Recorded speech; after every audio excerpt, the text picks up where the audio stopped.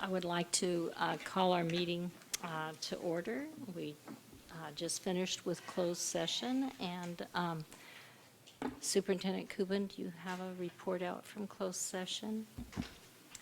Yes, it was on item B8, it was moved and seconded to approve a classified employee leave of absence request, and it was a roll call vote, 7-0. Okay, thank you. Yeah. So, yes. We would like to have the flag salute at this time, and I'd ask Holly Rogers if she would lead us in that.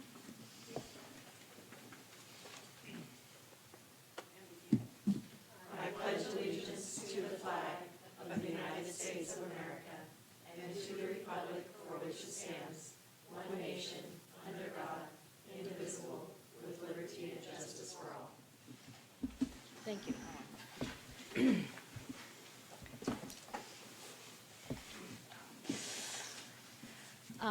We have an item that we need to move from the consent agenda.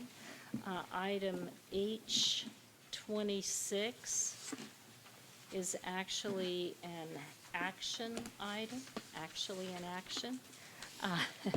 And we need to have a public hearing. So we're going to move that from the consent agenda to D19, and we'll have a public hearing at that time on the obsolete material. I'd like to move the agenda as amended. Oh, we have one more item? I would also just like to request that we flip-flop E1 and E2 because we're expecting somebody from Mendocino College to come and speak on the middle college program, and we do the transportation item before that one. So we'll just flip them, if that's okay. Yes, please. Thank you. No, that was D19, we're going to move H26. H26, which, yes, it has to be a public hearing, so we're going to move that to D19. Okay. So we now have a motion to approve the agenda. Do we have a second? I'll second it. Thank you. All in favor? Aye.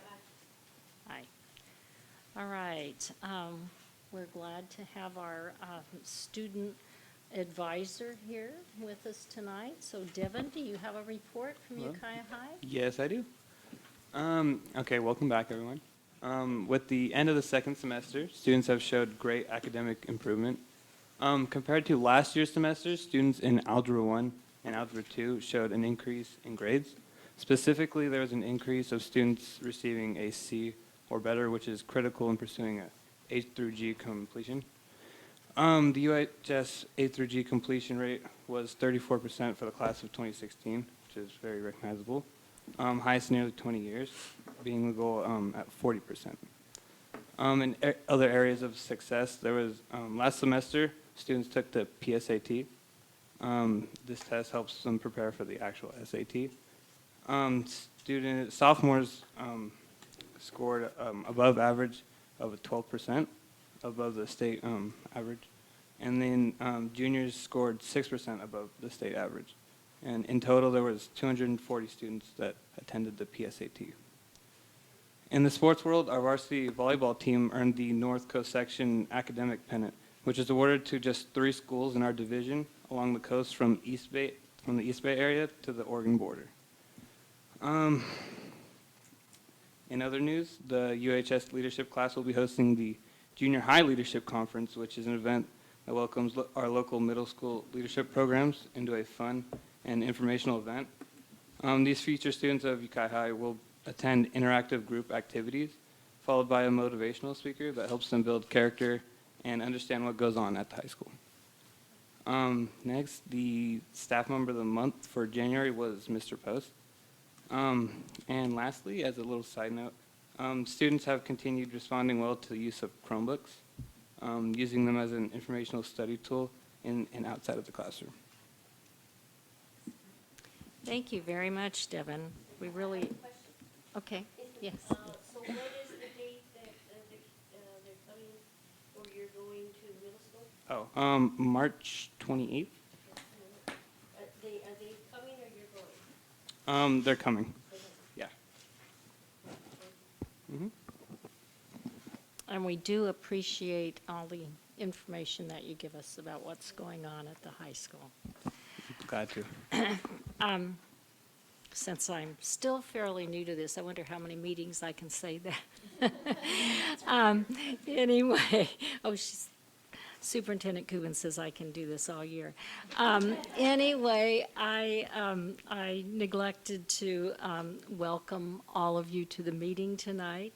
And I need to remind people that if you have something you would like to say to the board, you should submit a public comment form and prior to the beginning of the public comment section. And each speaker will be able to speak for no more than 3 minutes.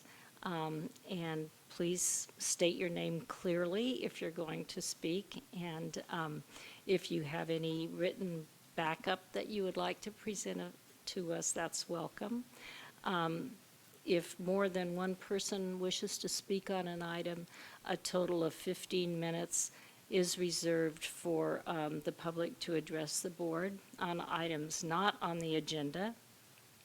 And if you would like to address the board on items on the agenda, we will take those comments when the item comes up on the agenda.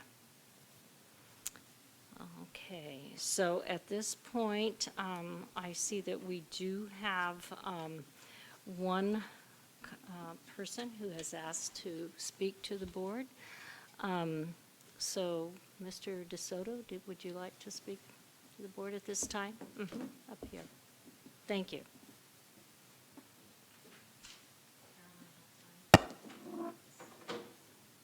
Set my timer there. Members of the board, my name is Ronnie DeSoto. You have received some emails from me in the past few months with an event that happened at Ukiah School on January 9th, 2015. The only response I've received from you is, thank you for the information. Now, that made a difference. Thank you. Now, on November 9th, I received a letter from Nicole Glenser that said she had reviewed the email and the district doesn't believe what happened in the way that I said it. So Nicole was calling me a liar for it. Now, what happened, a staff member at Ukiah School was being disrespectful to other staff members. I complained about it over and over again over a 6-month period. On the final day, January 9th, I went in, told the principal. She said she was going to deal with it. On the next Monday, January 12th, I went in to ask Dana Milani what had happened, what she was going to do, or do I need to go back to the district and explain what had happened? At that point, it was going to be the fourth time that he had complained, I had complained about him, and there was going to be a letter going to the board, and he was going to be reprimanded for that. Dana Milani told me I did not have to do anything because she assured me that he had already been punished. She told me I did not have to do that. I did not have to do anything else. She had already taken care of it. I found out a couple months later, she did nothing. Tom Rawls did not get in trouble. Dana didn't do anything about it. When I found out about this, I sent an email to Dana, January 9th, 1 year later, and I had a meeting with Nicole to explain that I knew that Dana didn't do anything about it. And I wanted something done because it should have been done a long time ago. In that meeting with Nicole, Within seconds of me explaining to her what had happened, she said, yes, if that is true what Tom had done, if that is true, then he should have been punished for that. If Dana covered it up, she should have been punished for that also. She did. But within seconds of telling me that, Nicole told me that there had been an investigation at Ukiah School, that I was having problems there, and I needed to seek anger management counseling. Now, I'm here to ask you what is going on with that, because from this event, I got involuntarily transferred when I told Nicole about what happened. They found other problems with me. I got transferred where there was other problems at the other school, and a bunch of other issues came up. Now, I want to know what happened to Dana, to Tom, for that original offense. If nothing has been done to them, then not only do you have Tom Rawls, a person who was trying to become a principal, got away with harassing or misbehaving with staff. You have Dana Milani covering it up, and you have Nicole Glenser covering that up. Okay. I believe the 3 minutes are up, Mr. Yes, I'm DeSoto. sorry. So I would just like to remind you that we do have a complaint procedure in the district. I was following that procedure with Nicole. Okay. And then I am the one that needed to be transferred. I was involuntarily transferred. And she did nothing about the other complaint. I was doing everything I was supposed to do. Thank you for your input.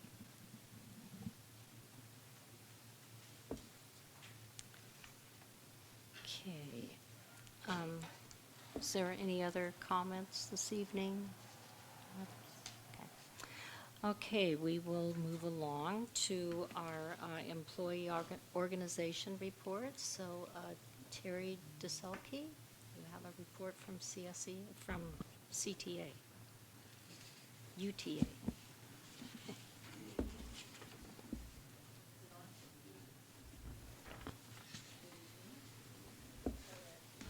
Good evening. There it goes. Thank you. Our teachers are getting ready for second interim assessments, if we haven't already started them. We have 14 teachers attending the Good Teaching Conference in February, which is a CTA-sponsored conference, and I don't think any of them are going to a concert. And they're really excited. UTA is paying for up to 4,000 of that, and then the district has agreed to pick up the rest. So we thank them for that. At our rep council meeting on Tuesday of this week, we talked a lot about time that is used for educating our students and how the amount of time that we have for educating and providing all of the lessons that we provide for our students hasn't changed, but the quantity of programs has increased. And teachers are feeling that.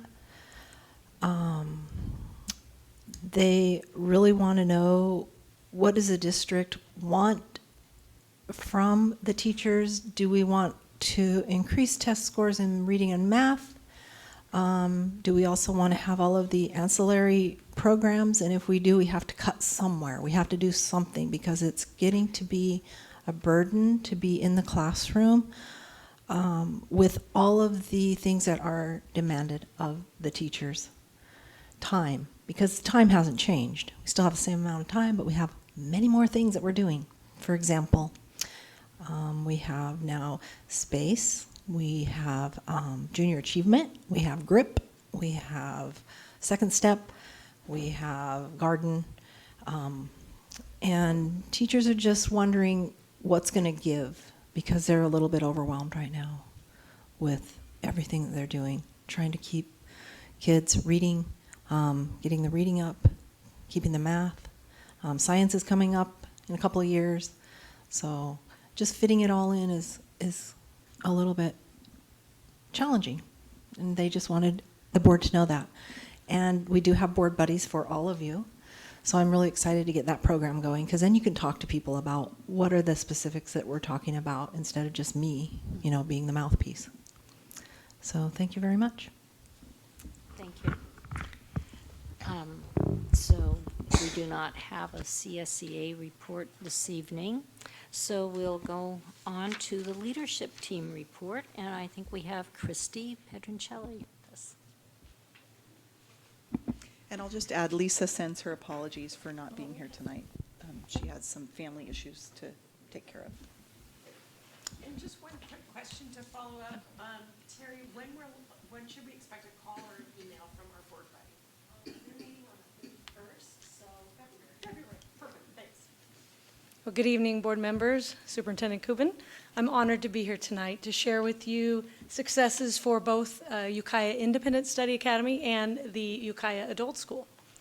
To start off, for the Independent Study Academy, we are happy to say we just sent off our WASC report to our committee and are getting ready for their upcoming visit at the end of February. Through that process, we worked with teachers, parents, and students to develop a vision, a mission, and our student learner outcomes.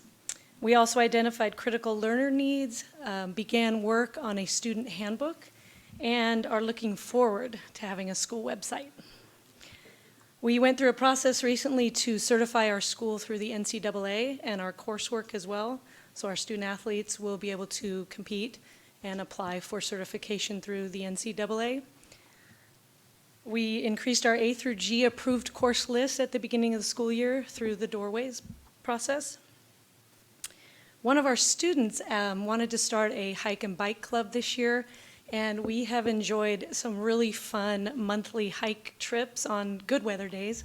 And one time we did a bike trip, so it's been fun. The students, the parents, and some of the teachers have been involved, and I enjoyed one myself. Our youth project counselor, she has been providing group support in addition to the one-on-one support for students. And most recently, we talked about increasing and adding another group support through a survey and identified need that we have. So we're looking forward to that, and the youth project will be providing some additional funds for that. We started biology labs this year through a mobile biology lab that we were able to purchase last year through the furniture support funds. And those labs have been attended well by about approximately 10 students every other week. And so this is allowing our students to gain the college prep biology that we hadn't been able to offer before. And as the semester ended, we had 8 seniors graduate early, finishing their credits. And through that process, we are seeking and taking new inquiries and hope to fill our enrollment by the end of next week. And some of the ADA new ADA we've received this year from students coming from other school districts. Interestingly, just to say that some of our students have come as far as Clear Lake Oaks and Sonoma County through some charter schools, Willits and Potter Valley, amongst others. Okay, so for the adult school, well, are there any questions for independent study before I move on? Yeah, B. So I'm wondering, I thought that your students already participated in the high school sports. They do, Oh, yes, you and just- but- So why did you have to, I thought you were automatically accredited? great question. We learned because one of our students, who is also a Ukiah High student, she had come and go between schools, she applied through the NCAA clearinghouse process. That initiated a process then for us. Yeah, the clearinghouse is a part of the requirement. And in that process, it then triggered our school to go through our own certification process. The NCAA doesn't ask a school to do that until you have an athlete applying for certification first. So the ones that are playing, they are automatically in anyway. You just have to finish the written process. Correct. And that's done, and we are certified now. Yeah. I don't need a huge amount of detail, but I must have really uncoordinated kids because, they apply for college and nothing to do with the NCAA. So Correct. I'm totally confused. if a student athlete wants to compete at a Division I or Division II level, so the highly competitive. They aren't? The 1% in our country. Yeah. Sorry. Okay. Great, okay, so for the Ukiah Adult School, our LVN class is 2/3 of the way done. They're getting excited. Of the 30 students in that class, 8 of them have received scholarships from MPIC for their tuition. And we have a strong instructional team. They're all participating in BITSA, and they actually are really enjoying it and coming back with interesting reports on how they're learning to be better teachers. And our graduation is set for June 1st, so mark your calendars. We hope you can all attend our LVN graduation. We are beginning to also accept applications for the next cohort that will begin August of 2017. And there's plenty of interest, so we have no doubt we'll be able to get our next class going. I have recently reestablished the advisory committee for that program, working with the local medical groups to continue to recruit for a long-term director of the program and to continue to build our instructional team. Through our Adult Ed Block grant, we are getting really busy. There are so many wonderful things we're doing. We will be training and implementing soon to start utilizing state-approved assessments in our ESL, our basic education, and our secondary education courses. The Adult Ed Block grant recently hired a full-time counselor to provide support to all of the members. So we hope to receive that support services on site 1 to 2 days a week starting in March. We will begin reporting quarterly to the state in March, our data of enrollment, attendance. They're really looking at completers as well as job placement and increased wages through the programs that we provide. Our Pearson VUE Testing Center is now running weekly, and through the increased testing opportunities, we've seen a lot of people come in to test for teacher credentialing tests, the CBEST, the CSETs, those kinds of tests. So that feels good. We're providing something that is definitely needed in the community there. The consortium is also funding advertising, so the Ukiah Unified and Ukiah Adult School will be part of advertising that. We have a website up and running now. They are creating flyers that we will be able to access, and then they are consulting with a company that will create ads that will run in our local theater to promote all the adult ed services in Mendocino and Lake counties. We are collaborating with Round Valley to provide instructional services beginning in August at their facilities with collaboration with Mendocino College. So we will begin supporting high school diploma courses there.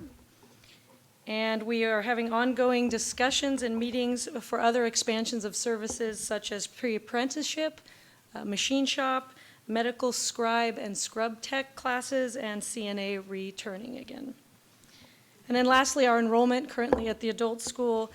We have approximately 60 students receiving services in the correctional facility, 110 high school diploma students, of which 16 have graduated and completed their diploma.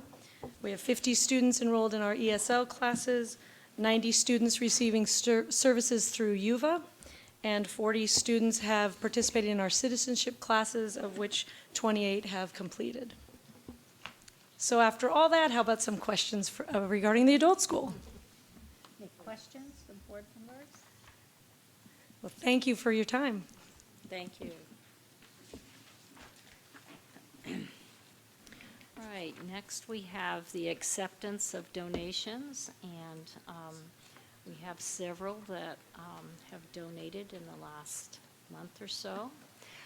Jennifer Harris has made a donation to the Redwood Valley Outdoor Education Program.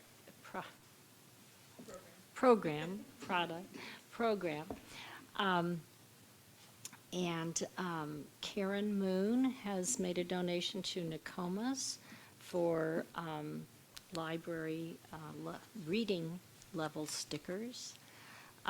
Wells Fargo Foundation has made a donation to Oak Manor for a Community Connection Grant Program to support general operating expenses. Ukiah Natural Foods has donated to Frank Zeke for their ACES program, I believe it is. And Cheryl Piero has also made a donation to Frank Zeke for their ACES program, as has Nova Group Incorporated. And Tanya Johnson has made a donation to Frank Zeke also for the ACES program. These donations total $4,595.76. Do we have a motion to accept these donations to our schools? I move to accept these donations with gratitude. We have a second? I'll second that. All in favor? Aye. Thank you. Next on the agenda, we have the facilities master plan. So I will let Penny. Good take evening, charge board of members. doing Thank this. you. Superintendent Cuban, at the board's direction, we sent out a request for qualifications for a facilities master plan consulting firm, and the best qualified firm to meet our needs is JK Architecture and Engineering, and I'm pleased to introduce Derek Lebrecq and Karen Eichley from JK Architecture and Engineering, and they're here to talk just briefly and give you an overview of our master plan, our facility master plan process. Thank you, Penny. Good evening, members of the board, Superintendent Cuban. It's an honor for us to be here today to share with you our overview of our proposed facility master plan process. Once again, I'm Derek Lebrecq with JK Architecture and Engineering. Licensed architect, my expertise is architecture, our expertise is architecture, but our passion is students and really creating learning environments to support teaching and learning. I actually also happen to be the tongue twister here, chapter president for the Northern California, Nevada chapter of the Association for Learning Environments, which is an international organization that focuses on supporting planning activities for teaching and learning. So I'm excited about what our firm has done, what our organization has done, and our ability to collaborate with this community to essentially create a long-term roadmap. We're going to talk to you a little bit about, quickly here, our overview and our process. First, I want to start off with what is a facility master plan? Essentially, it's a single document that takes and looks at the community's educational needs and your mission and goals.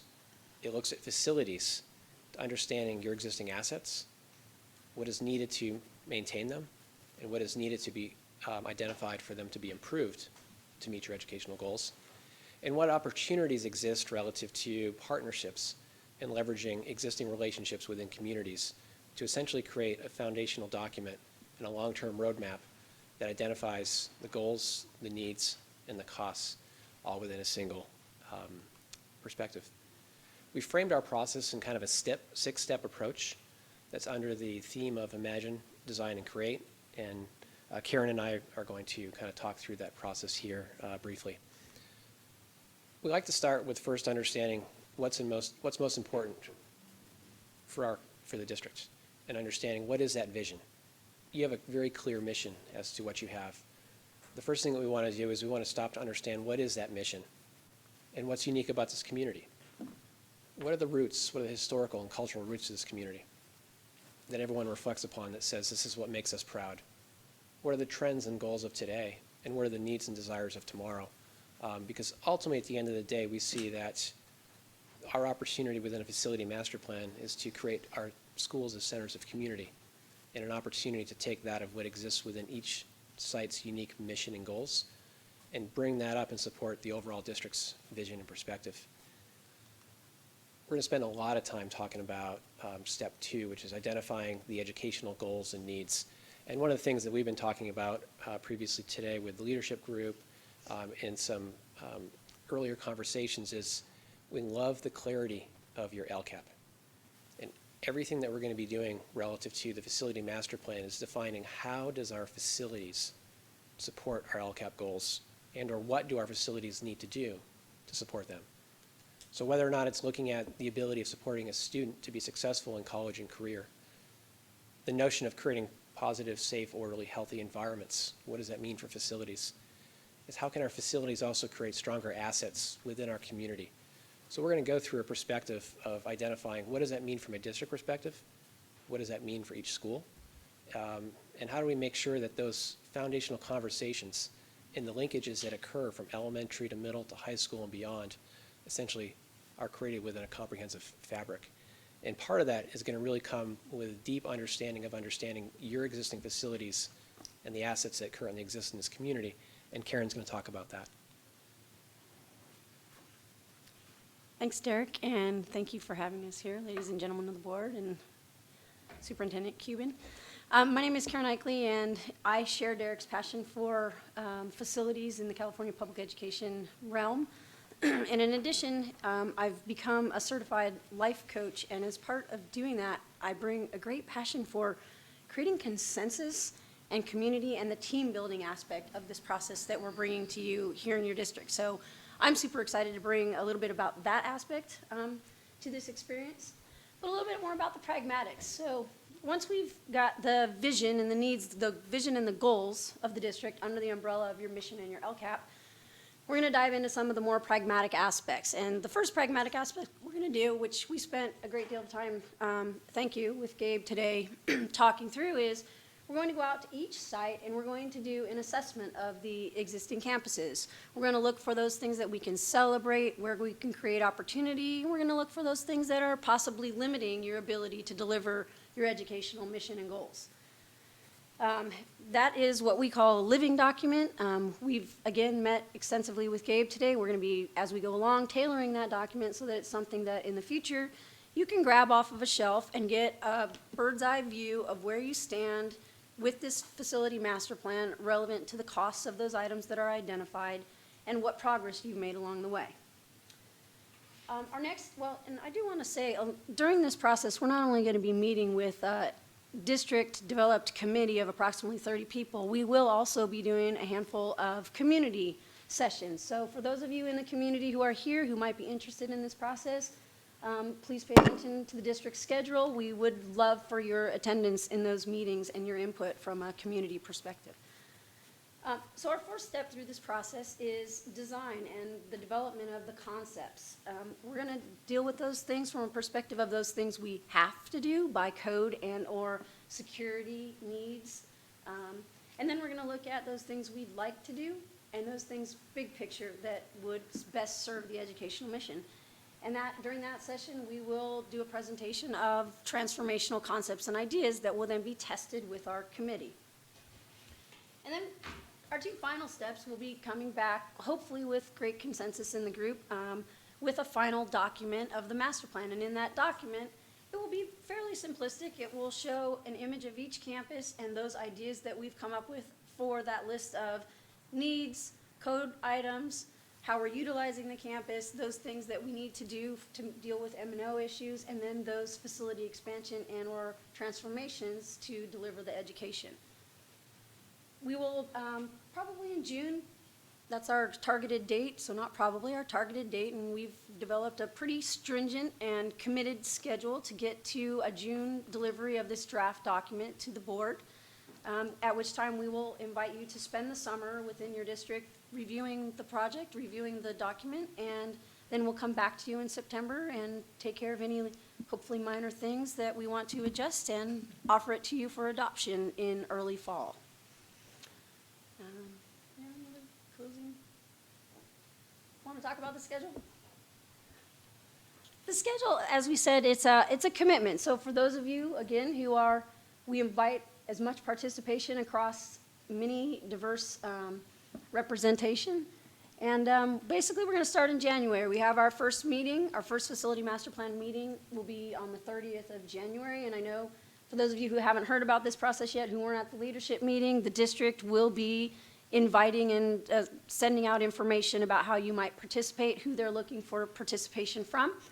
And then from there, we're essentially going to have a meeting once a month and just methodically go through this process. And there'll be background things going on. We'll be going out to all the sites. We'll be meeting with each of the principals. There'll be opportunities for community engagement. We've got, 2 community meetings. One is scheduled for early March. One is scheduled in May. Again, with the anticipation of bringing the draft product to the board in early June. So we very much look forward to working with you, creating community, creating excitement for the future of the facilities as it relates and serves your educational mission. Okay. Do we have questions from the board? I just wanted to add something. Oh, okay. I just wanted to add before your question that we wanted to give the board an overview because we'd like to ask that 2 board members help by sitting on the steering committee. We'll talk about that during the planning session of the agenda. So at the end of the agenda, we'll talk about that and the 7-Eleven committee and which board members would like to step up. It's a really fun and engaging process and super intense, but really a fun process. And I'm looking forward to talking about how the educational program can drive our facilities instead of our facilities driving what we can do with our educational program. So. Now you're just talking crazy. Yeah. I mean, besides buses come first in driving the program. Okay, trustee Arkin? So Deb, you answered one of my questions. My other question is, how are you engaging the community? Yeah, let me take that. Our process is going to go through a series of working within the district steering committee, which will have some community representation, District Advisory Committee. as well as a district advisory committee, Okay. as well as having community at large workshops. So yeah, our goal through this whole process, as Karen had mentioned, is really to start to build awareness, build understanding, understand what's not working, understand what's working, in order to come back and really have a comprehensive document to understand how do we improve the quality of our educational facilities to support your vision and goals for every student. To also be working through school sites as well, so. Yes. Can I make a quick comment? I just want to say that for those of you who are educators, and that's the focus, facilities can be something of, how do they come to those decisions? And so in terms of your interest or contemplation of whether or not you want to participate in the committee or who you bring to the committee, I just want to say that the best facilities, the best ideas that we can possibly give you are truly based in our greatest understanding of your educational program. And I can say both Derek and I actually love learning about how you educate children. So I just wanted to throw that in for inspiration to participate. It's a big commitment, but it will be fun, we promise. Yeah. And students are intended to be engaged as well, because Yes. those are essentially the best voices. I was going to say that, Devin. Love to see you and or whoever is best from the high school. I'll make note of it. That would be good. Trustee Mompere? When I look at some of the photographs in your presentation, I think, wow, that's really cool. And all I keep seeing are dollar signs and dollar signs. So I guess since our financial situation is never permanent enough for Penny, I just hope that, I just want to express a concern that we don't go hog wild and come up with all these marvelous ideas, none of which we can fund. And also that we are completely loyal to what our LCAP is talking about, because when you start talking about community meetings and everything, it's very easy to have everything you've already worked on become change, because new people have come with new ideas and new perspectives and new desires. So I'm just hoping that we keep both of those points in mind as we go down this path. I greatly appreciate those comments, and that's why the LCAP is going to really be our foundation. You've spent a lot of time with that. Let's continue to move that forward. The other thing that I'm excited about sharing is there are a lot of great imagery, but there's a lot of cost-effective trends.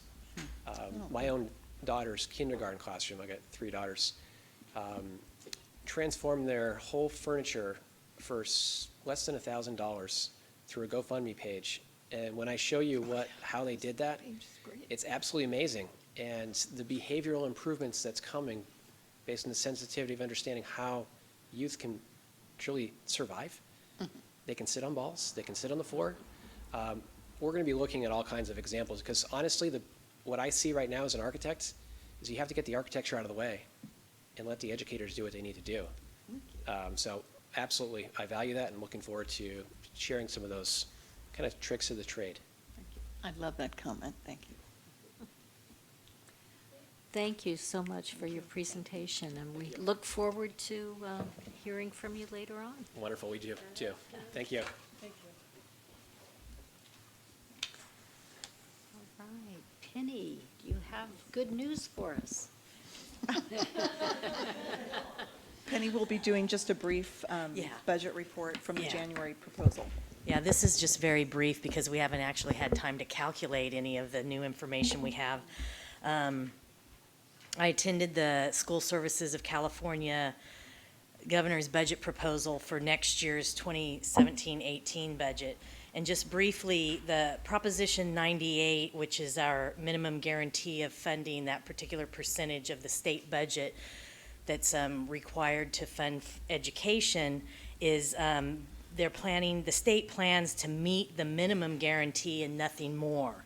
In 15-16 and 16-17, we were funded above the minimum, but part of the plan now is to capture those amounts above the minimum and count them toward the 17-18 minimum guarantee.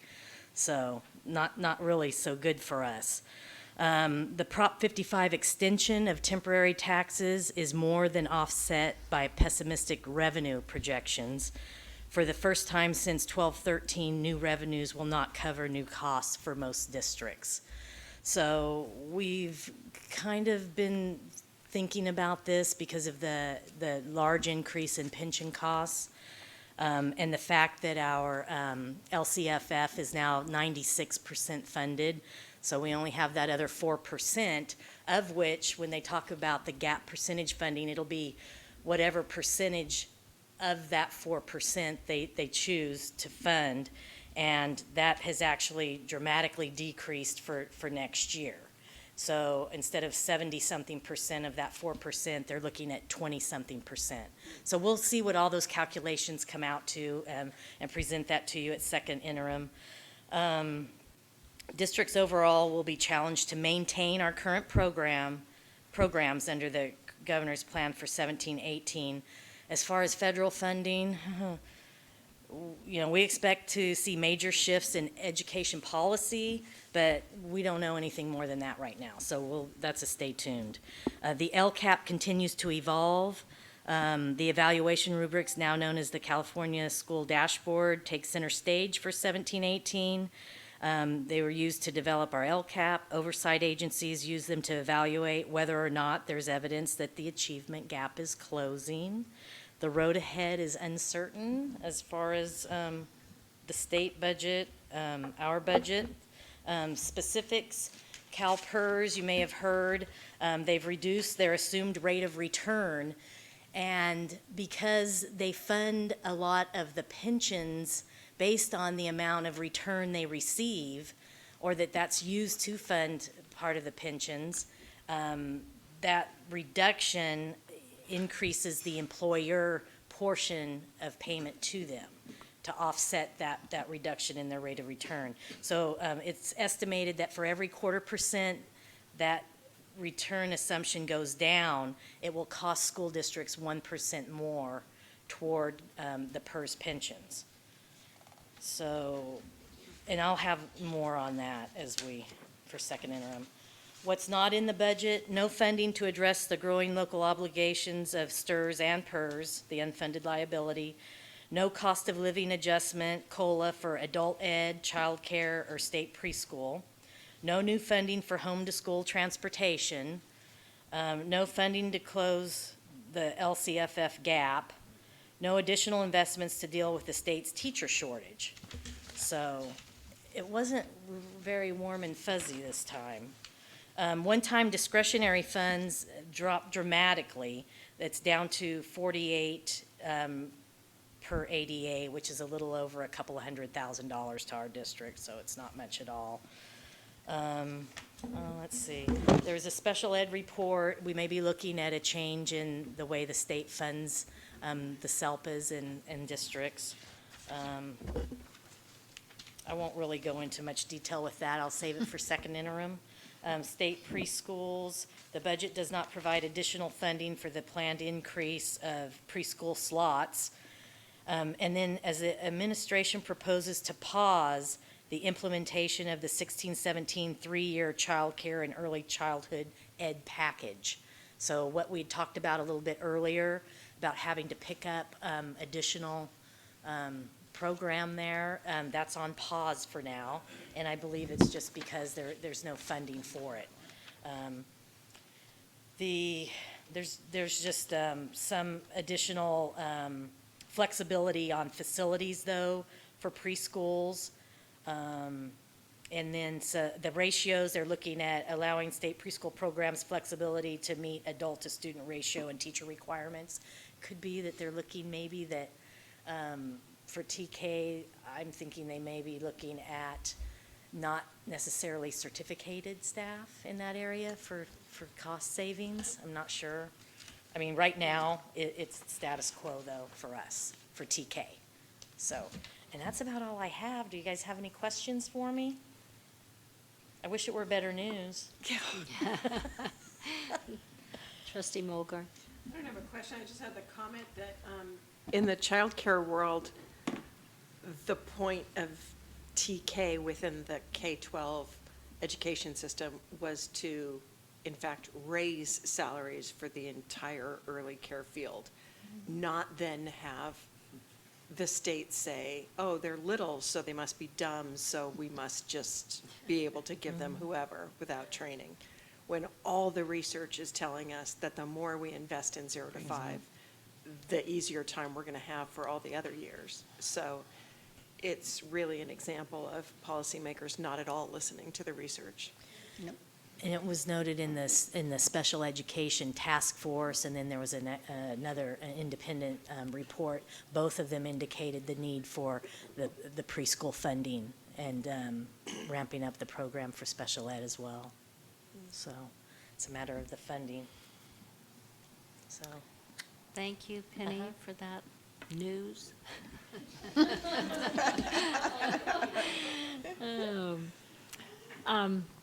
D3 all the way to D18 are first readings of administrative regulations and board policy. Do we have any questions about any of those? I had one question just about, where do we stand in terms of a local hiring preference in terms of the lease-back stuff? Penny, do you want to talk about that? I know we usually end up with a local person, but not always, and I didn't know. You can give preference through assigning points. Right. If it's in a certain range. Process is what it's going to involve. Almost like a request for qualifications where you have a list of requirements that meet the needs of the specific project to the district. And, but I would probably have to study it some more to give you a better answer. I was just afraid that if we passed this how it was worded, then we might not be able to give those extra points for a local provider. So I we'll just look didn't more know. deeply Oh, that's into great. that between That's now great. and the next board meeting. Can't believe you don't have that off the top of your head. Shocked. And we'll double check with Pat Wilson, legal counsel. Just Great. He's really knowledgeable in this area. Perfect, thank you. Any other questions? Okay, so we will be reviewing these again next month. So we moved H26 to D19. So we will have a public hearing at this point. So I guess I have to declare we're in a public hearing. All right, and you're going to talk to us, Katie, about that? Yes. Good evening. Tonight, we're opening our public hearing on the approval of disposable of obsolete instructional materials. We've posted the date of the public hearing for 60 days, and we have brought the proposal to you prior to that. We would like to allow anyone, if they would like to speak at the public hearing. And then we would ask for approval from the board for the obsolescence of the instructional materials. And if there's any questions on that. Do we need a motion? Do we You close? can close the public Oh. hearing. And Oh, then- okay. Close the public hearing. And now we would ask the board to approve the disposal of the obsolete instructional materials unless there are questions. So do we have a motion to that effect? I just, Oh, you have a question? what do we do with them? So we will recycle the materials.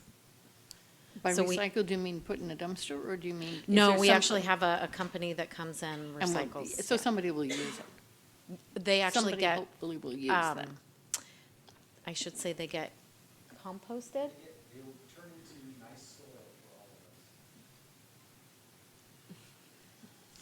Thank you. So is the question, trustee Mompere, whether or not there is an additional use before they become compost that you're thinking about? Oh, there used to be a lady who would go around to the dumpsters when school was out, and she would mail these books to the Philippines. She was famous at Ukiah School. I just can't believe that somewhere, somehow, we cannot come up with some way to use these books rather than just throw them into the compost pile. But that's my non-waste mentality. And I know it's not your responsibility. I'm just wondering if if anybody has ever come up with a way to use them.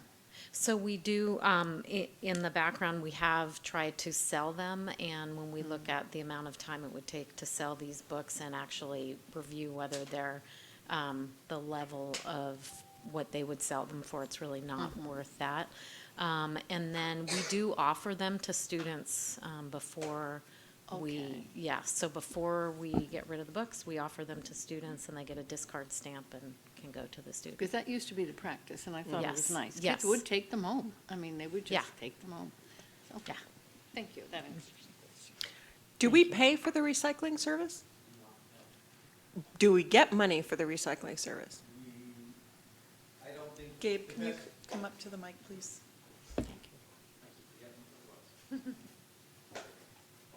So no, we do not collect any money for it. I don't think we could. We've looked around. In the past, we've paid to have it picked up. The best we can negotiate is basically a free service where it basically goes to a recycling service. We will haul it out to the site where it will be ground up. We basically, stand by, it gets ground up, and then it'll become compost. So, and it's a local composting company, so it will come back to the community in one form. Thank you. Any other questions? Okay. Thank you. We need a motion. Oh, now we need a motion. Okay. Okay. I would like to have a motion to dispose of these obsolete materials. I will move the motion to dispose of them as explained, noting that they have been offered to students for free. I will second that. All in favor of the motion? Aye. Okay, thank you. Thank you. Thank you. Right.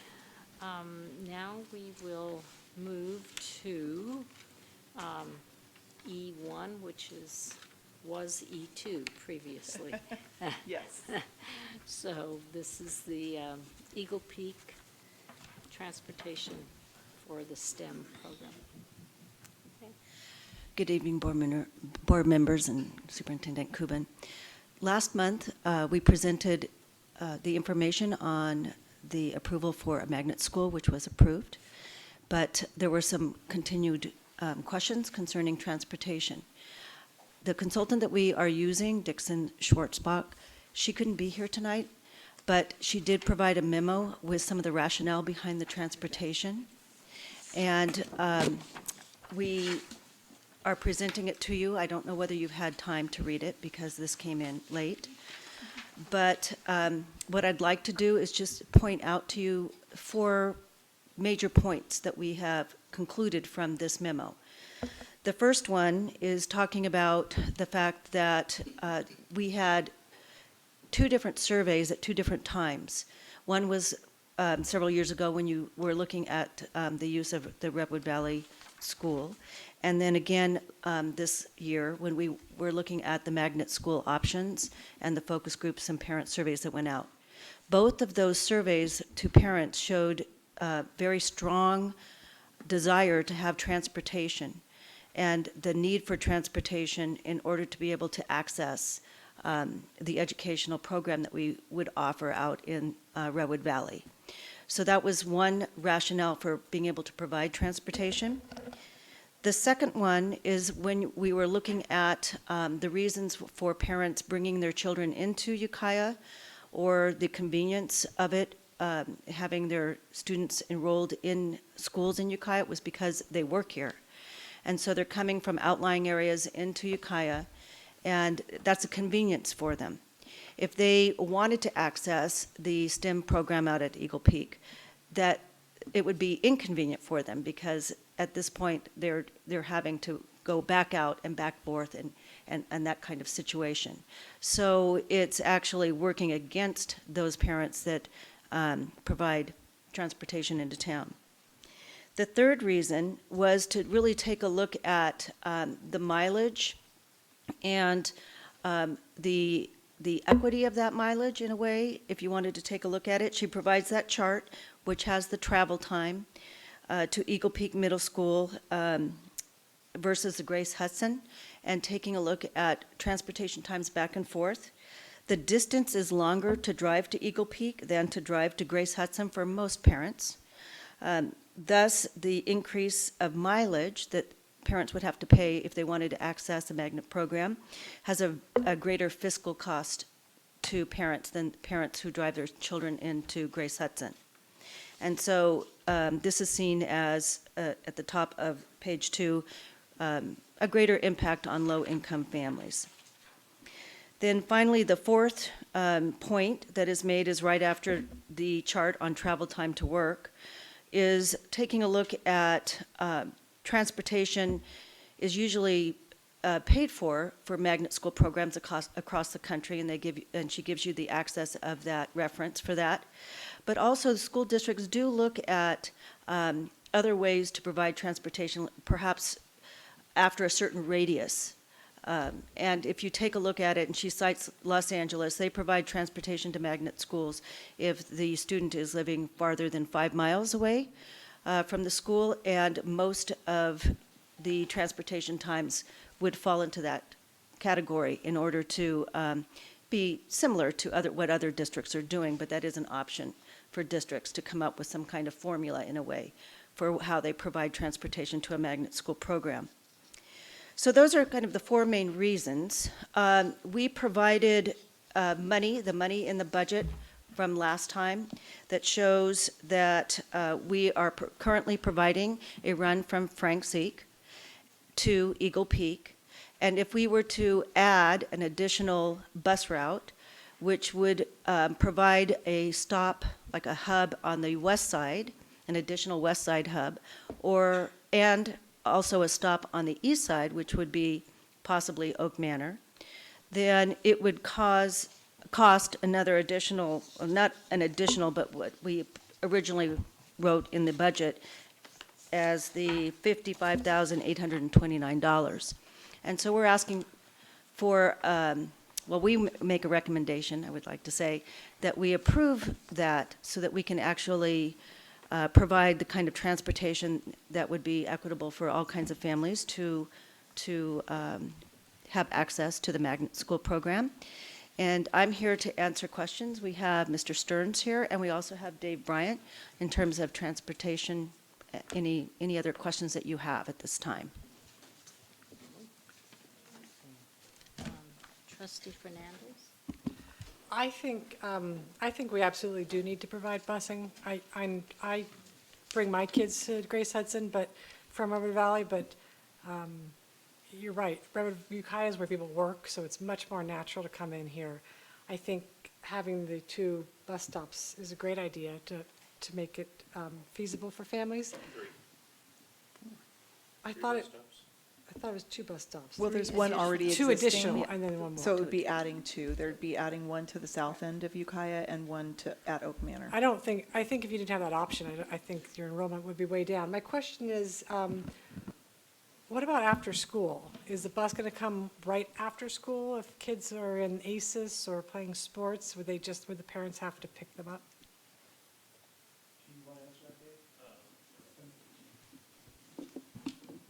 There is a late bus, but I've not thought through what would happen.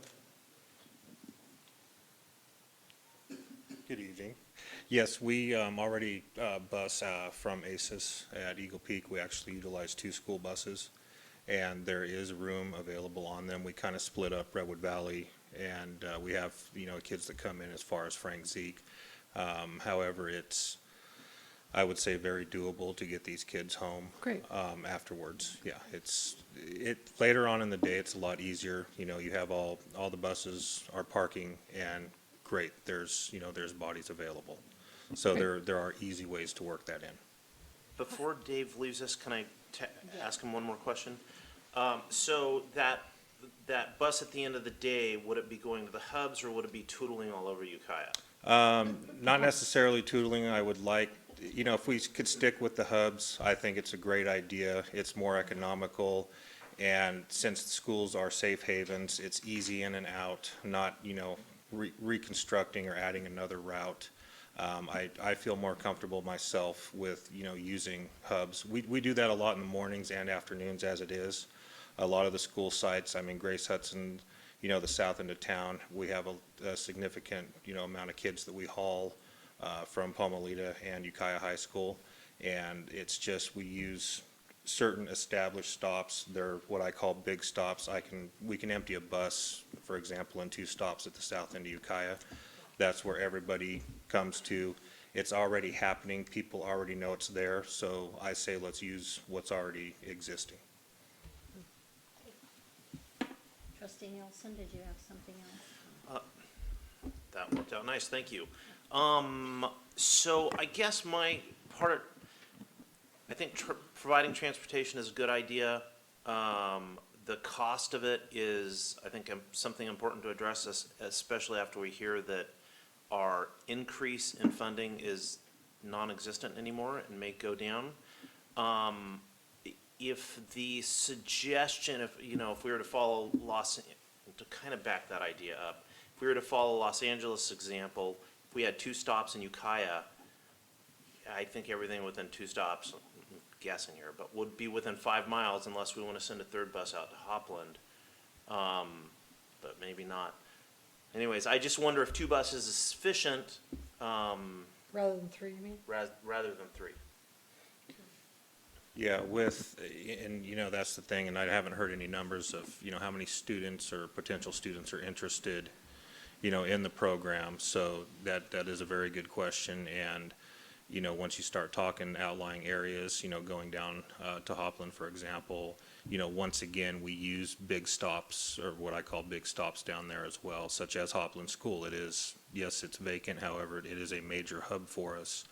Morning and afternoon. We have a lot of parents that bring their kids and adversely pick their kids up there in the afternoons. Trustee Arkin?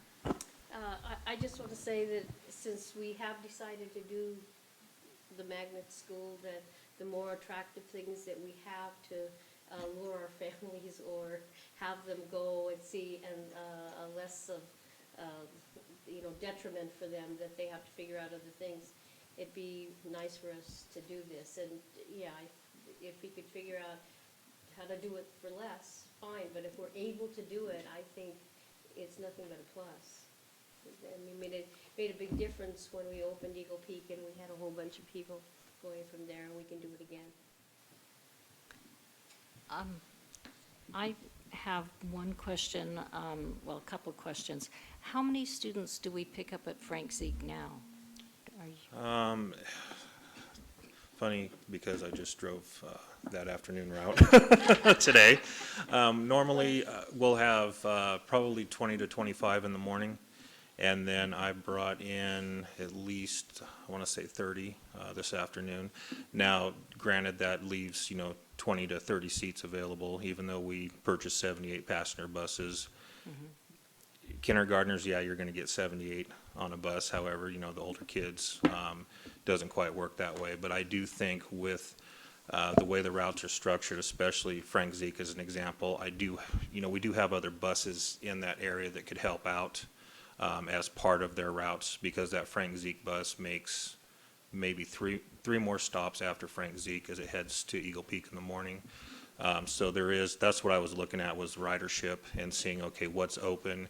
Because before I ever try throwing, okay, we have to do a new route, I always try to consolidate and use what's existing. It's always easier, obviously, to use what you have, and that's my first step is, okay, what can I do with what we have existing in place? Only at the point where I'm thinking, okay, we're going to have overloads, that creates a bigger situation, then I will take that next step and say, okay, we need we need another contract, for example. So with what, the equipment that we have, it's very, very doable. Other questions? Trustee Montero? So I'm curious about, you have an afternoon bus already coming from Eagle Peak. Yes, we use, And why, what is that for? Why is for that? ACES. We haul the ACES program students. We have some students actually at Calpella as well that will ride those buses. I mean, after the ACES program After is the ACES over? program, not at the Oh. end, I'm sorry, those on a normal day, Monday, Tuesday, Thursday, Friday, those buses depart at 4:30 to 4:35. And so taking kids home who've gone to ACES after Yes, school? yes. Oh, I didn't realize that. Yeah. Does every school have that? Or? We do that for Eagle Peak, Calpella, Oak Manor, Pomalita. I never knew that. Yes, and we also, we transport Boys and Girls Club from school sites Yeah. to Boys and Girls Club as well. Well, yeah, I think anything that makes it easier for parents to facilitate that program is Absolutely. important. Yeah, And I don't really, and this is probably a question for later, but we don't really have any idea, as you were saying, of how many kids might be coming in, because have we established that children from that area will have first priority in that program? In other words, we're not going to have to bus kids in because we've had a lottery that displaced children who would normally go to Eagle Peak, I'm presuming. Yeah, it's a good question. It's really hard for me to predict what we're going to see. My questions always are. So now, the good news is we've built into the schedule and potential for next year 30 kids in fifth grade. We have 3 teachers, 90 kids now. We're projected just from Calpella to have about 90 for next year in fifth. So in other words, there's room to grow, room for 30 from non-Calpella areas in fifth. And then similarly, in sixth, there's room for 30 as well. So the Valley Calpella kids are sort of fine and locked in, and we're really looking at those 2 grades to expand for next year. And we did have our first enrollment, actually. A student from Willits actually joined us a week ago to just get in, and so that was exciting. So. I'm glad to hear what you just said, because I dug out the report today from Catherine. Yeah.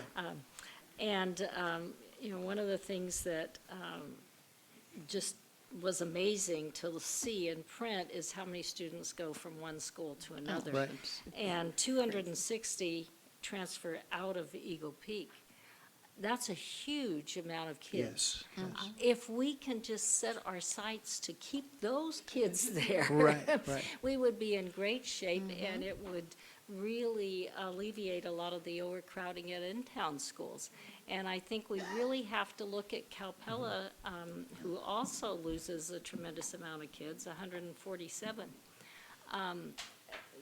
We need to target those kids, and I hope that's what's going to happen. I totally agree. And when you look at the map of where the addresses are, it's all Lovers Lane, Malaga, West Fork, Lake Mendocino Drive, so all. So, and in fact, our school boundary, there's part of it that's even south of Pomalita on the map. So our boundary extends very far south of Eagle Peak. And, but yes, that band of kids there, That's a target-rich environment as opposed to Hopland and Grace Hudson. It may not be as realistic. So absolutely, that's the group that we're going to be focusing on. Especially the neighborhood, Yeah. West Fork, where you live. They almost all go in town. I mean, know. my And kids that's- and one other, the only ones that go out there. That's been Yeah. the situation It's been that from way day for a while, one, yeah, and we yeah. tried to do something about that several years ago and Yeah. get those people into Calpella. So, I just think we really need to concentrate on those kids. Yes, I agree. Okay. Any other comments? Trustee Nelson? So Dan, if I heard correctly, you said that you're looking for about 60 more kids? For next year, optimally. I mean, That's- if everything works out. Yeah. And those are 78 kid buses? So there were the extra 20 slots from the Frank Zeke bus, plus 2 more buses of 78. That's a lot of extra seats. And again, Just one more. Frank Zeke. Yeah, two more stops. Oh, 2 stops. 2 stops, yeah. Oh. Yeah. Okay. I I'm would clear. I would I'd like love to to make a haul them if motion. they were there. No, that's for sure. However, no, yeah, yeah. A little slow on the uptake tonight. Thank you.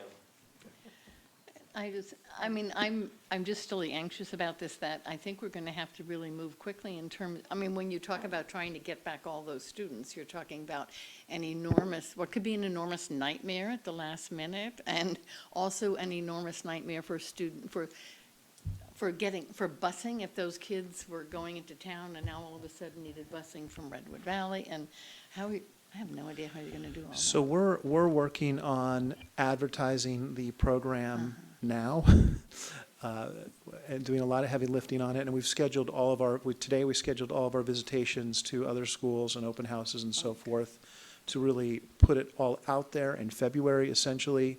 And then optimally, you want commitments in March, and of course they'll trickle in from there. But you want your information soon so that he can plan, and actually we can plan as well. So yes, time is of the essence. Because I think of a scenario where you've got 100 kids to return to Eagle Peak, and then their parents said, well, if that child is at Eagle Peak, then I want my other child at Calpella. And there's no room. So I hope we're moving quickly. Yes, we're working hard on it every single day. Okay, Trustee thank you. Mulgard? Well, that was one of my questions about Calpella capacity. I mean, does it flow? I mean, if we're trying to attract kids to Eagle Peak, we're gonna have to go outside the bounds of those who attend Calpella, correct? Yes, and it looks like if you look at Calpella's enrollment by grade, I think all but one grade has a lot of room to bring in folks who do not attend Calpella, if memory serves. I think there's one grade that's pretty full, but most of them have 80, 70, 90, et cetera. So there will continue to be room for the next 5-6 years from what we see with current Calpella enrollment. Okay, and then my other question was, if you're targeting certain areas, such as the Lovers Lane area, would it help to put an additional bus stop there right on Lovers Lane or right near Jensen's, or something that's not even as far away as Frank Zeke, even though I know Frank Zeke isn't very far away? But I wonder if that might help recruitment as well. Yeah, I believe it would. However, I always pay attention when I drop kids off, okay, where are you going type of thing. And the majority that I brought into town, I made 2 stops, for example. I stopped at Shibley, dropped off maybe a dozen, and, some in the apartments and, houses in that area, and the rest at Frank Zeke. And of course, there's parents picking them up, and some are walking, to Caps Lane and that area. It would be easy enough to do, to put simple enough since it's such close proximity. Lovers Lane, you're we're not really limited, but, depending on where the concentration of the kids live. Well, exactly, yeah. And, just not to diverge too much, but with the Trans Tracks program that we're using, I have been able to successfully populate and do all the district boundaries for the elementary schools, middle schools, and the high school. And I can set up, for example, a 2-mile radius around a school site, which I've marked, and I can get a total population of kids, depending on what school they attend, it will break it down and tell you where they're going, where they're coming from. It's absolutely amazing, the information. It is a lot of fun. Yeah, I would just imagine that would be a selling point for me as a parent, if I knew that there was a bus stop at Chablis, and it was just like one more thing that makes it even easier to Oh, no, use. I mean, another carrot That would be great. to dangle out there, absolutely. Absolutely. So we need a motion tonight. We need to vote on this so we can get moving on it. I move that we appropriate $55,000, or the amount stated, to provide transportation to the Eagle Peak STEM program. I second it. Do we want to designate where these bus stops are? No. Okay. All right, we have a motion and second. All in favor? Aye. Opposed? Okay. Thank you very much. We've got a lot of work to do tonight. Okay. The middle college. See.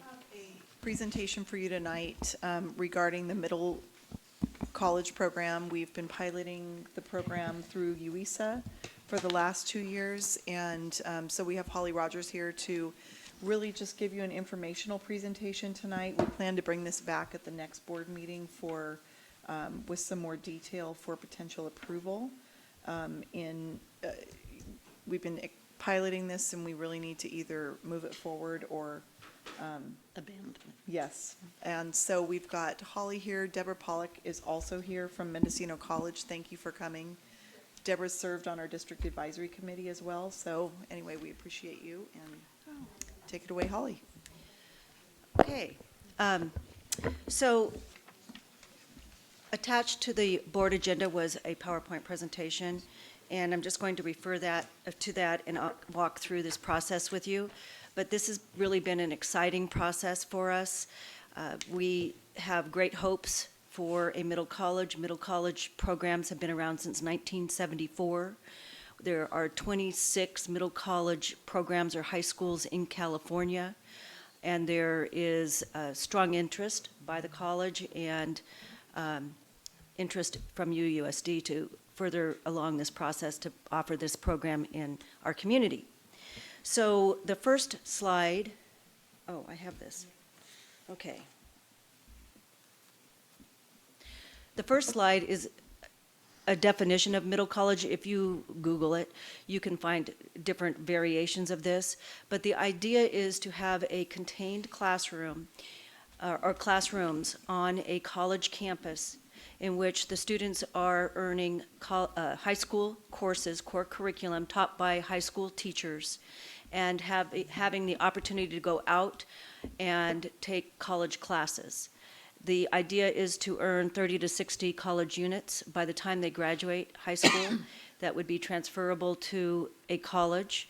There's variations on what a middle college can offer, and the program that we're working on right now is just focusing on the A through G requirements that students would have and transferable courses that they could take on to a four-year university or stay at Mendocino College and finish an AA degree.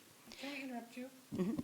So, to see if I understand this, so it's a self-contained classroom, meaning all the kids, all the juniors or seniors who'd be attending the middle college would be in one classroom? Well, what we're looking at right now is starting with just sophomores, a cohort of sophomores, and therefore they would be getting English, social studies, science, and mathematics in that one classroom. Now, it's done in a variety of different ways, and we were going to offer more of the educational plan and how the structure is and everything else next month. This is just kind of an introduction to it, but that's the idea as we grow, because the next year would be taking a look at a cohort of sophomores and then continuation of juniors. You would have possibly more classrooms. It's how you structure it So it depends on when kids are out taking college classes and coming in. So we're still working on that, what that education plan would look like. There's a lot of work still to do, as pointed out in the presentation. But there are some students already doing this, is my understanding. We are doing what is called a modified pilot program. What we're doing right now is we have one of the independent study teachers housed at the Mendocino College. And so the students are going to his office on the college campus and doing what they would normally do with an independent study teacher, getting the weekly assignments, and then going to college classes at other times during the week. So it's not the true experience of having a cohort where you're really integrating with the college. You're setting up the strengths of their counseling program coming in, and there's a lot of expansion to what those students are really getting in terms of services and the experience that they're getting on the college campus on a daily basis. So the purpose of a middle college is really designed to serve high potential at-risk students. And there are different ways to actually define what that is. We are working right now on an application for a middle college program, and in that application would kind of hone in on what we would include in the application process that would be the measurements for those two different elements. What is a high potential student and what is an at-risk student? So we have a task force working on this right now. Ureli Macias, Chris Sweet, Gordon Osland, myself, Katie Summers is the UUSD part of the task force, and we're looking at these elements as part of UUSD, what we want. We're also working with members from the college on the big scheme of things. So in terms of how we integrate, how we do those kinds of things. But right now we're looking at the criteria, and these are the conditions that we're going to be evaluating in terms of how we want to identify students that would be, eligible for the program. So this is just an outline of some of the things that we've already done. We started in 2013-14 with members from both UUSD and the community college going to a conference and kind of starting this whole process. In 2014-15 is when we started the modified pilot through UISA. We liked the idea. We wanted to see if there was really any positive response by students, and we've had 15 students that have been involved in it since then. It's 2 days a week where we have that teacher there, and he sees about 15 students. We started an early planning committee to kind of take a look at all the different elements of what it means to create this in coordination with the college. In 2015, we set up some actual visitations. We had a team go up to the Academy of the Redwoods, and there's been different groups and different people that have seen other community college, middle college programs. And at the end of last school year, we had a meeting, and we looked at really where do we want to go from here? What are the next steps? And we saw that the facilities were the biggest barrier. And so at that time, we continued the pilot this year, but it wasn't until really early of this fall semester that the college identified that they do have rooms that could be made available for a middle college program. And so once we saw that there were rooms available, we decided to go ahead and put together an action plan to see about the possibility of making this happen. So in this year, as you can see, we have been working on through a task force. The community college went to the conference. We didn't feel like we needed to go this year, but they did go, sending some of their faculty down as well. Their head of admissions and records, they were looking at all the possibilities and getting the answers on their side of it. We hired a consultant, Sherry Ballion, who was just working with us in terms of helping us get started and really identifying some of those things that we needed to do. She's helped us with some of the forms and things of that sort. And she is the principal of Delta Middle College and also the president of the consortium for early and middle colleges. So she's really been very, very helpful for us in terms of just trying to make this happen. As you can see here, that last bullet, these are the things we're actually currently working on: an educational plan, facility needs, MOU, applications. We have to identify all the support services. We are looking at faculty concerns. We have a draft budget, and we also have some draft calendar proposals. So that's what we've done in about 2.5 months. The things that we need to go forward with to have a targeted time to open, which would be next August, is, of course, board approval on the budget, and we are putting together a detailed budget on that regarding the program and what that looks like. And I don't know if I need to go through all of that list, but these are the things that we are taking in terms of what we've started and what we still have to do. There's a lot to do. So we have people here that if you have questions, I can answer them, and any of the folks here that have been working on the task force. So when we come back, our purpose this meeting was just to talk to the board a little bit about what is a middle college, what are middle colleges, and then our plan next month is to bring back some more details, Zoe, about academic plan and budget and all of that good stuff related to a program we might offer here. Trustee Arkin? So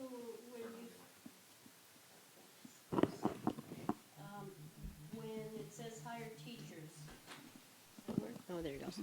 Hire teachers, are they different credentialed or just regular credentialed? Well, they don't have to have a special credential, but what we are looking at is a teacher that's able to teach more than just one, be highly qualified in more than one subject.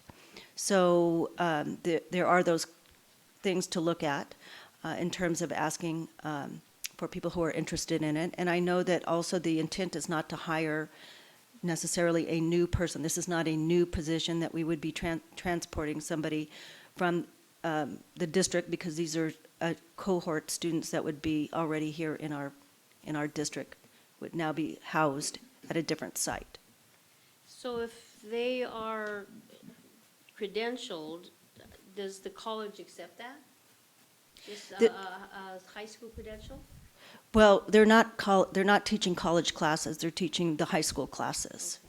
So when they go out onto the college campus, they're looking at, Okay.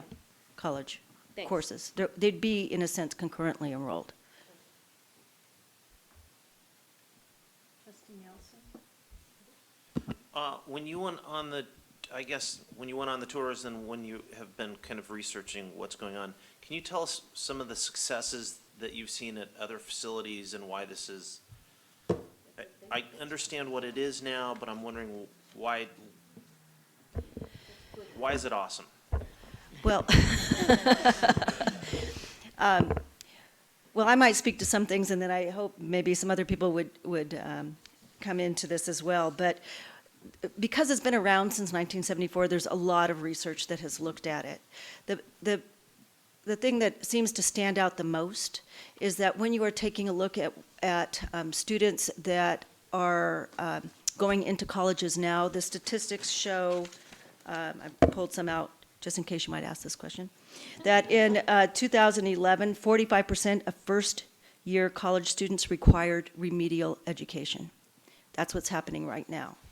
And so when you take a look at middle college students, one of the important things is that they have time to address those academic skills because they're already on the campus, they're seeing what these things are, they're doing concurrent enrollment, and in this environment, you're working closely with the teachers and counselors so that those students who are struggling and can see that they need remedial skills in order to be successful in a college environment have time to actually address those. So that's one real area of success. The retention rate of students that are going on to a four-year college after being in a middle college is extremely high. It's something like 95%. Because they're already exposed to that environment, they know what they're getting into, and they feel very comfortable and confident in that environment.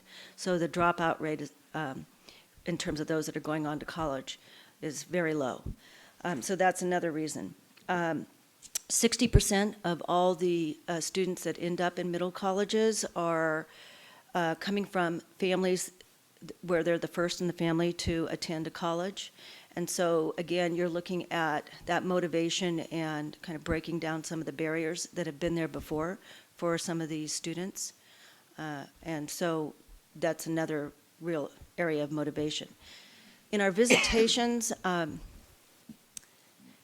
anecdotally, I could just tell you that these kids are really excited to be there.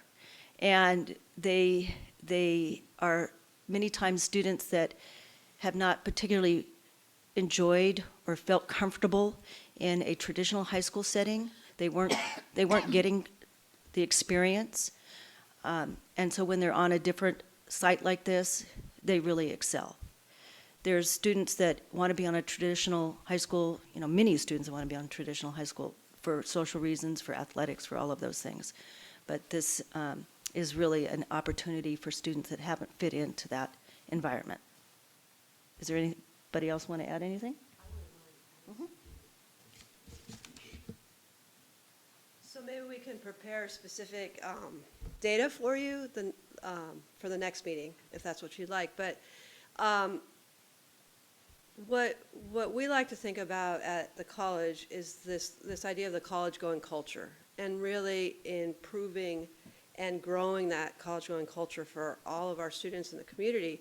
And we know that the high risk or the at-risk, high potential student might be doing fine in the 9th grade. And I know the data shows, and we can get that those are the students that come from, specifically from families that, with parents that don't have a high education.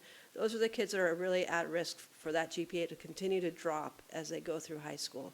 And what we would like to do, and what middle colleges can do, is get those students on a college campus and have the support of the high school teachers and the counselors while they're taking college classes. And at the conferences we've gone to where there are panels of students that speak, they discover that they are as good as the other college students. They go in, and because they're getting that support from their high school teachers, and not just going to college their freshman year and becoming totally lost, right? They have all this support. They're sitting in college classes. They're being told to sit in the front row and to ask questions, and they discover that not only are they okay, but they're sometimes some of the best students in the class. And so kind of creating that momentum for the students as college students, I think, is really what we'd like to do. We know that some of them are going to end up staying with us and being Mendocino college students, and that's good for the college, but we want them to do that or to go on to a four-year university, whatever they do. But it's about really promoting that college-going culture and working with those students that might not have otherwise made it there and don't necessarily have people around them that can tell them how to be a college student. So this gives them that chance. And they graduate with 30 to 60 units. There's also quite a bit of financial savings there too, right? I mean, there's economics for everybody. So, yeah, it can be if they choose to take those units with them. They don't have to take they can start, if they want to go to a four-year university, they can start as a freshman at a four-year university and just have the fact that they took these college credits in their application, right, to make them a stronger candidate at a four-year, or they can continue maybe for a fifth year after high school, after their senior year, to get everything they need to transfer, and then transfer as a junior. Or maybe they'll finish it all by the time they graduate. We don't know. That's yet to be seen. So, yeah. Trustee Lampere? I'm not going to ask my questions because this is just as a preliminary presentation, but I have about 50.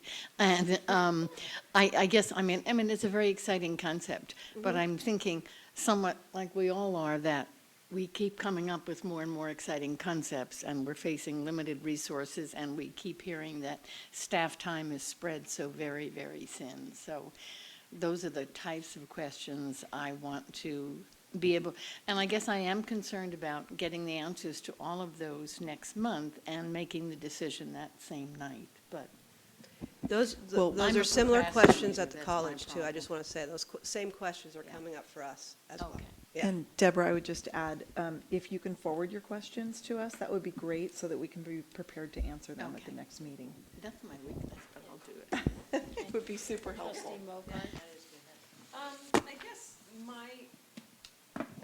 my concern is, socially, I knew super anecdotally, my focus group is one.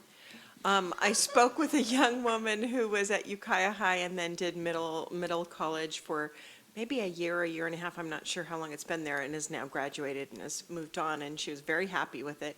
But she had a very frightening experience with some wacky stalker kind of guy at the college. And so I'm really concerned about those 14-year-olds who are hanging out with 25-year-olds and what we can do. And you don't have to answer this now, but I just want to know what is the plan in addition to the high school teacher? What's the plan for peer counseling or whatever it might be? So that would be one of my concerns. And my other thing would be, because we have so many programs and so many different opportunities, why is this better than a student going to Ukiah High for courses 1 through 4, or class periods 1 through 4, and then going out to the college for the afternoon or evening? And again, that doesn't have to be right now. Off the top of my head, though, just is if the target population are the at-risk, high potential, I don't know that this is true. My sense is that they would be less likely to do that they would be less likely to go after those concurrent enrollment opportunities that we already have, that often those are the high-achieving students, the students that are already high-achieving, and that have that support at home to say, yeah, go take a college class, right? I mean, and that's not 100%. We get all kinds of students do all kinds of things. You know, there's no one way to paint them. But I think if we want to, it's a way to promote college for the students who might not otherwise go. I think that's the difference, you know, and not to, I think that might be the difference.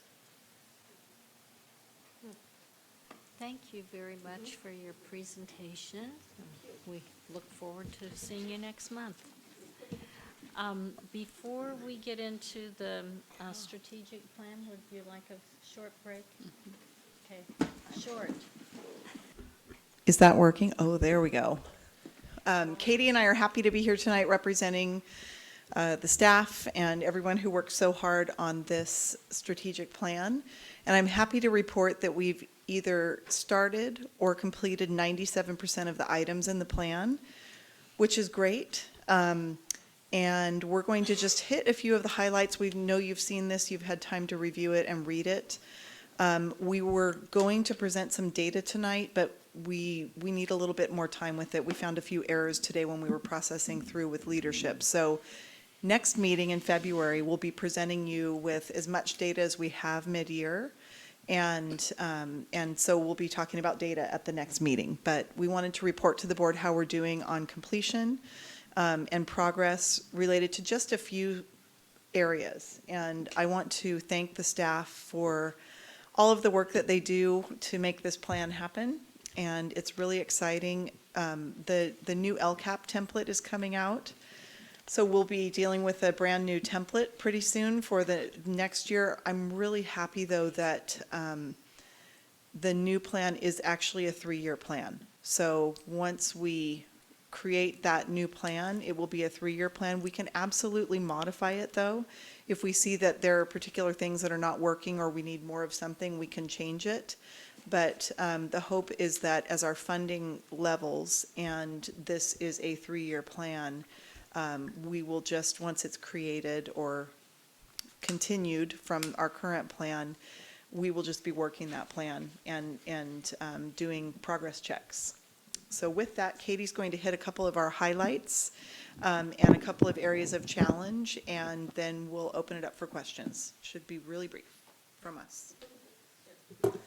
Okay, so as Deb said, we've been very busy implementing the strategic plan. Some things that we're working on in progress right now are really upping our EL monitoring. We're continuing with our quality teaching of English learners, PD. We are working, and teachers are working very hard on implementing our new math curriculum. We have teachers working in their professional learning communities, and we also have a coach who's coming and doing model lessons and also helping with planning curriculum. At our elementary schools, we have guest artists at each of our elementary schools. The music program is in full swing. Many of you went to the Christmas concerts. Library materials are furiously being ordered. I get those requisitions in quite a bit. One of the other exciting things you heard earlier around Chromebook and technology from our student representative is also because as we're starting to replace Chromebooks, we've been able to, we're doing it right now, we're pushing some Chromebooks down into second grade because there's been a need to help start facilitate at second grade. And we have some sites that actually already have one-to-one at second grade that had purchased that through their own site funds. So that's really exciting for some of those instructional technologies that sites want to use. CTE is expanding, and Holly's been really working hard on that, Holly and Eric and all the other staff at Ukiah High School. We are still struggling with assessment, but we're still working on refining our assessments. Some very exciting upcoming things that we have our own science fair. So our GATE coordinator, Lisa Wazowski, is organizing the science fair. That'll be February 23rd and 24th. And I would like to just put a plug in for, we will need judges. We would love for you to come and judge. So Elisa will soon be reaching out to people for judging those science fair projects. We are, It is at the Ukiah Conference Center. So we will be holding it at the Ukiah Conference Center, and qualifying projects will go on to the county science fair, which will be super fun. And any members of the public who are watching this, if you're interested in helping judge the projects, you can get in touch with our GATE coordinator, Elisa Waselski. Next week, we start planning summer school, and so we're looking at how we're going to put together our summer programs. And as you heard earlier, we're working on our middle school recruitment, and especially around STEM magnet school, the middle college, as you heard before. And we are now getting ready to start our K-8 ELA adoption process. English Language Arts. Sorry for the acronym. English Language Arts. I'll be the translator. Yeah. And so we will start that with a review of materials in June for K-5 and then 6-8. And then lastly, we do have one recommendation that we would like to bring back to the board in February, and that is we have an action to look at community schools model and implementing a community schools model, and we feel like that at this point in time, we would like to remove that action from the board, that we have quite a bit, for this year, we have quite a bit going on, so we feel like that would make sense to do. Any questions? Comments? Just one, very quick. Since you're going to be discussing summer school, I had asked several months ago if we could get a report that would assess the value of summer school, whether it improves students' grades, or because if we're going to have to start making decisions, or if there are some things that we need to change about how we recruit or how we do that. I think it's imperative that that information come to me anyway, to the board. We will get that information to you. We've been having a hard time pulling the information. It hasn't been as easy as we thought it would be. I know, and is there some way that, I mean, I should think there must be some kind of program or something that would help us to do that every year, because to me, it's crucial that we're targeting the neediest children and not just who comes. And we do, specifically in the process that we do for identifying students for that, we look at specific factors in ELA and math achievement, and then we have the teachers actually get together in grade levels and recommend those students. So, I mean, we are specifically targeting. We usually don't get all those students, so we have more, openings that then we continue to promote, at the elementary level especially. But Gail, you asked several specific questions, and I believe, Katie, we just got those answered. And Most of them. so are they going into the TGIF, or did they go out with the board questions? They went out. They went out. Okay. But all the answers, all the questions in that weren't answered. We were able to do some of them, but not all. Thank you. I just wanted to bring up on page 19, the language thing that I've been talking about for quite a while. You know, it's funny, I'm finally to the point where I don't even care if I've talked about it a lot. I'm just gonna bring it up again anyway. So the other languages, consider additional languages other than Spanish and French. And I was one of those who did not think that Mr. Porter should be replaced, even though my daughter's taking French.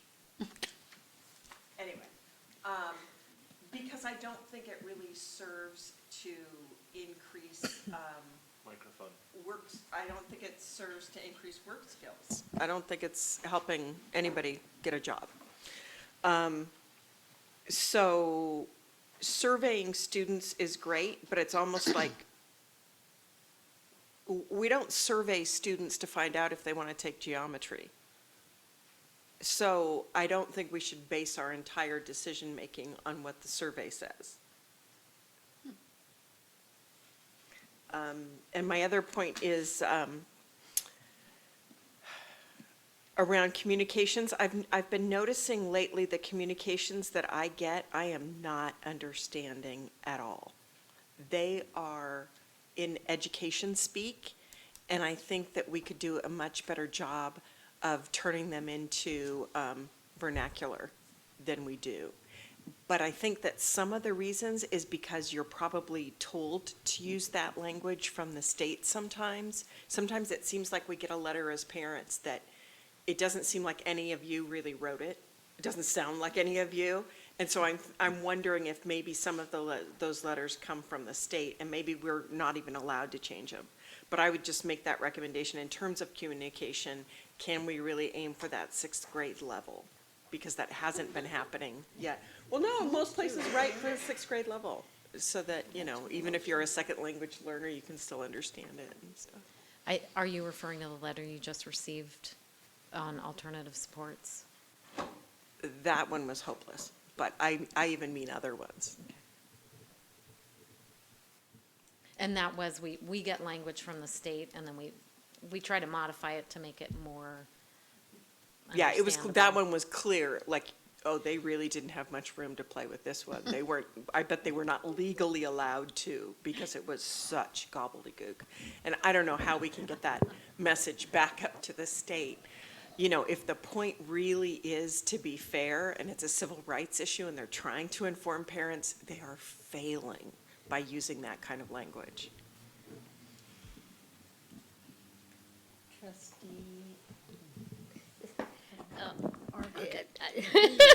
Me. I didn't want to say me. That's okay. I know, I keep forgetting. The issue I think of with asking the kids about French has to do more with, are there enough kids to do a class rather than, you know, am I going to enrich myself? Personally, I think it's great to have a variety of languages, including French, if the kids are going to take it. And the reason that they don't ask kids about geometry is because they don't have a choice. Those are A through G kinds of things. It's not, you know. Well, there's and- an AP test for Arabic, there's an AP test for Chinese. What does Edwin speak? Well, but the issue is how many kids will take that, and they can't have a class of 5 kids. I mean, we'll have a fit. Right, on course offerings like electives, we do, the master schedule is driven by student choice. So the purpose in surveying students was to find out what other types of languages they might be interested in by giving them some tidbits to think about. So, but our master schedules are driven by how many, our elective classes are driven by how many students sign up for them.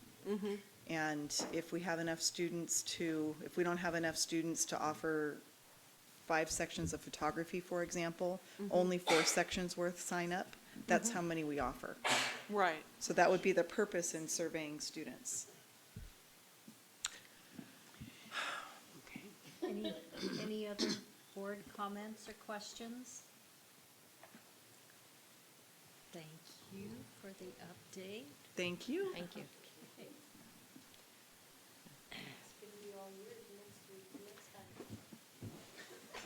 All right, moving on to the superintendent's report.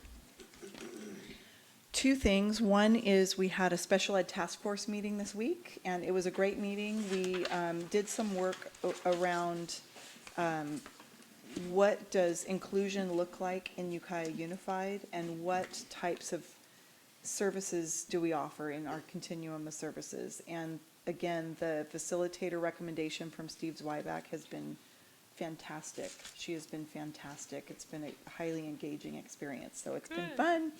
And so they're making great progress. And then today we had a special education training for our administrators that they really appreciated, mostly looking at Section 504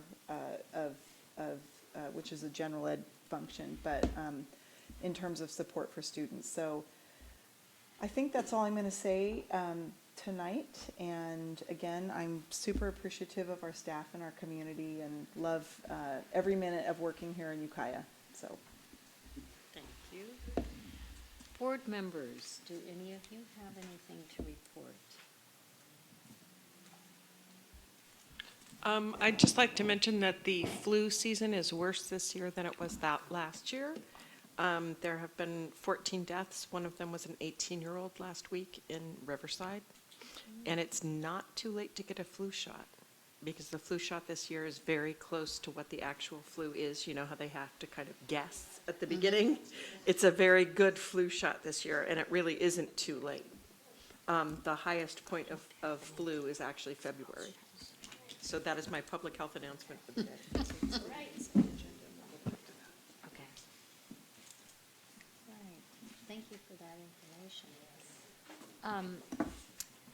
We're going to skip item G for just a moment and go to the consent agenda.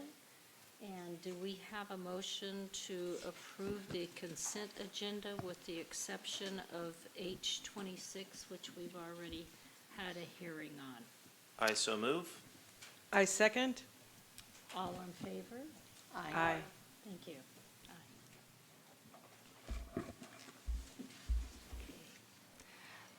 Now, now we will go to the section G, student expulsions.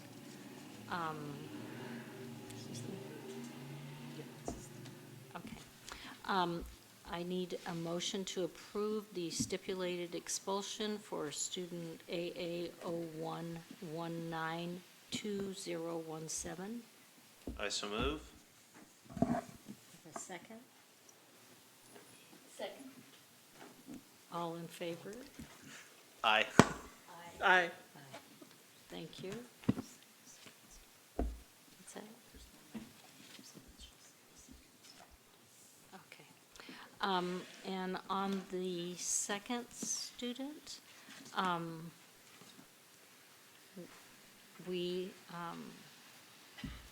asking for a motion to, it's a stipulated, for another stipulated expulsion. The second student, I don't have a number. No, we don't currently have a number, but it's the second student that we talked about. it's a new student. I so move. The new student coming from out of state. I'll second. All in favor? Aye. Thank you. Okay. That was tricky. Yes. Okay. So we need to move now to the planning section.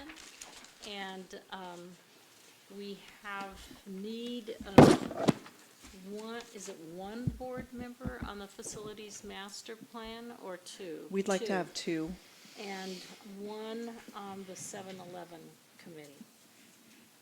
So the Facilities Master Plan Committee will meet approximately, Penny, I believe, 6 times between now and June, during the time frame of 3:30 to 6 o'clock. So, so that is that committee. It's super exciting and fun. And we would love to have you join that committee. The second committee is the 7-Eleven committee that will be looking at closed properties and what to do with them. So if I want to turn Hopland into teacher lofts, then I need to go to the 7-Eleven committee? That would be a great idea. Good idea. Because that doesn't look like as much fun as the pretty graphics that the other committee had. So are you volunteering? Well, I guess what's the commitment? Like that, the first one was 6 meetings, 3:30 to 6. It's 5 to 6 meetings. Yeah, it's In a about one month? one a month. One a month. Right, and for the 7-Eleven, any prediction? We're having an initial meeting, and then at that meeting, we're going to figure out what time would be best. We have a lot of community members on that meeting, in that committee who work, and so they're going to set future meeting dates. That one will be facilitated by Ray Chadwick, and when the previous 7-Eleven committee met to close 2 schools, they met every other week. The schools are already closed, so I imagine it will not be as intensive as that. So between now and June, I would predict possibly once a month. But until that first meeting, when they define their work, I'm not 100% certain. And it's 1 board member on the 7-Eleven and 2 on the, Facilities master plan. Can I ask a question? And that 7-Eleven the last time, I mean, they dealt with redesigning. It was a massive task. That was so- before I was on the board. Yeah. On the master plan committee, I'm just curious, I always ask this and everyone says yes, that it'd be the same people every time. I don't think that's a topic that you couldn't, fill in for someone else, or I'm just suggesting that as a It's- possibility. We could do that, although you'll be missing some things, because as Derek and Karen showed the board, it's a series of workshops that they're putting on. So you would, if you split it with somebody, you would definitely be missing some things. But I know it's a large commitment. I would like to throw my hat in the ring for the large commitment. Not the 7-Eleven committee, the facilities master plan. Man, I'm having a hard time. Great. I know that one looks fun. I Thank wanna you, do it. Tyler. But I know I should. But I want teacher lofts too. Intense. Okay. Should I do that boring one? Teacher loss? Teacher loss? Oh, And you're doing teacher loss? yeah, all right. I'll do So 7-Eleven. Anne's gonna do What is 7-Eleven. teacher loss? No, it's Loft. It is. it's just Anne's idea. 7-Eleven didn't usually deal with teacher loss. So this is the next This step. is the 7-Eleven committee to try and figure out what we're going to do with our closed properties. But if we're never gonna get enough kids there to use it as a school, then let's use it for teachers. So anybody else for the facilities master plan? I'll do it if no one else wants to do it. Oh, come on, it's gonna be so much fun. I can't believe people aren't fighting for it. I mean, I'd like to do it, but I don't know if I can commit. When you don't know the dates, it's really hard. So, The dates are set. Dates are set, they're on our agenda, they're on They are on the presentation. the master plan committee dates? Yes, they are set, so they're on the Are you implying I facilities. didn't read the complete No, report? I it's just really tiny, did. tiny print, It's not Gail. big print, though. It's teeny tiny. So we had Gail, B you wanna step look forward. and see if, how Well, those dates are and if. I that just doesn't know I work? would miss some of them, that's all, because, Well, anyway. we could try doing, I could go when you can't, even though you're saying that that might not be good. Let me- But if I'm she's gonna gonna miss them anyway, but she would like to do it. Where are maybe they? she could make most of them. No, it's in the, It's on the board packet. They're on that, yeah, they're on that, the page that showed the project timeline. Oh, It yes. has all the dates Yeah, for that facility master plan. Oh, it's at the end Yes. of their, Two communities. It's a small print. All right, just a moment. here we go. Plan. 130. Oh, I see, Yeah, at the end of the month each month.